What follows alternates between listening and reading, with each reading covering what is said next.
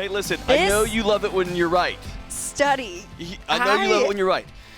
So I'm going to just bask. Just bask in. Actually, you never said I was wrong, though. Oh, no. This is more not America. That would have been better. I watched you get beat up when we're doing live events and on the internet, social media about. We always tell everybody to get joint checking accounts and bank accounts, and don't hide money from each other. So there was this Instagram reel going around, and it was like, basically say something that no one would say out loud, and you like point and you put like a thing, and I put, when you get married, combine your money, including one checking account. And you would have thought. You would have thought that I was like, everyone out there I hate. No, you would have thought you put invite your people. neighbor over. Dude. It was, you got a lot of heat for it. It was like, hey, go drive to a red light, and whoever's next to you in the car, combine your checking. Everyone's like, you're so stupid. like you would have thought that was my advice. All right, so all to say, Gladstone, Garbinski, Mogenliner, sorry that I just butchered your name, in the Journal of Personality and Social Psychology. This is the abstract.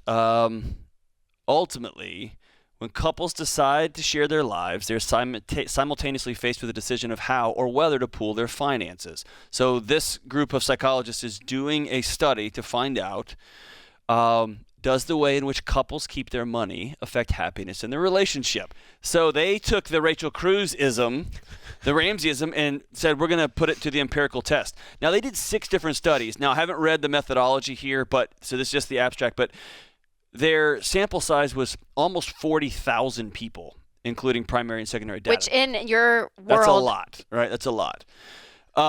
So...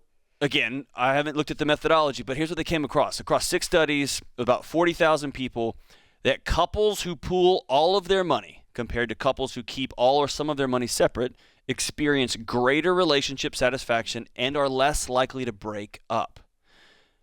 Joining bank account, though it benefits all couples, the effect is particularly strong among couples with scarce financial resources.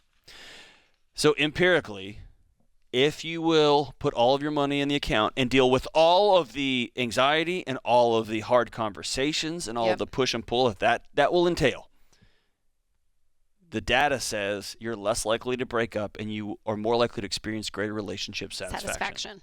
And what else do we want in a marriage? To not break up and to experience satisfaction in the marriage. Well, and we talk about this a lot in Money and Marriage, but it's so in our event, but it's so funny to me. And you're the one that said it, so I want to coin you, but I'm like, you will share a kitchen with someone. You will share a bed with someone. You share your genetics with humans together. With a little person running around. You're sharing. Literally, your genetics are sharing. We grew a human together. But when it comes to your checking account, it's my money. No, I earned it. No.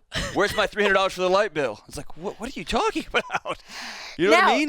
Yes. It blows my mind. And I do know people have a lot of trigger points and fear around it because of past experiences, right? Like there's legitimate. People walk through legitimate pain and hardship to get to that and to say, I'm too scared now to still go in full force to my second marriage or whatever it may be. But still, if you're choosing to get married, you guys, if you're choosing to share your life, and the reason you don't is another reason is people say, well, we just fight all the time. We fight all the time. It's easier just to avoid the conflict. And I'm like, but that's the exact conflict you have to have. Yeah. To have a better marriage. You're just avoiding it. And when you're avoiding that, you're probably avoiding other things, right? I was going to say, like, if your thought is, I can't ever have that conversation, it's just going to end in a fight. Or I can't ever talk to him or her about this because it would, then don't get married. Do not get married. Because that gap in communication, that gap in the ability to have hard conversations and do hard things together will show up somewhere, and there's going to be kids involved, or there's going to be a mortgage or a business involved, there's going to be in-laws involved. Yep. It only magnifies from there. So if the thought of sitting down with somebody you're dating or engaged to and saying, hey, it's a big deal to me that when we get married we pull all of our money together. If you can't do that, call it. Because what's coming for you is going to be worse and worse and worse and worse and worse. Okay, so for people that are married though, and that this is still a point, they're like, I had a DM come through.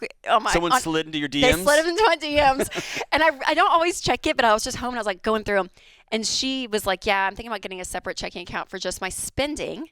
because he kind of harps on what I spend my money on, and I'm kind of just tired of it. So we do everything else. We budget together all that, but just my spending, I want a separate account. And I messaged Rebecca. I was like, hey, no, because the issue is not having a separate account. The issue is that your husband's either being kind of a jerk and poking at you and bringing up things in the past to throw in your face that you've spent, or maybe what you're spending y'all aren't agree on and he's frustrated. Like, I don't know who's right or wrong. It sounded like, she was more right, but obviously she was the one that DM'd me.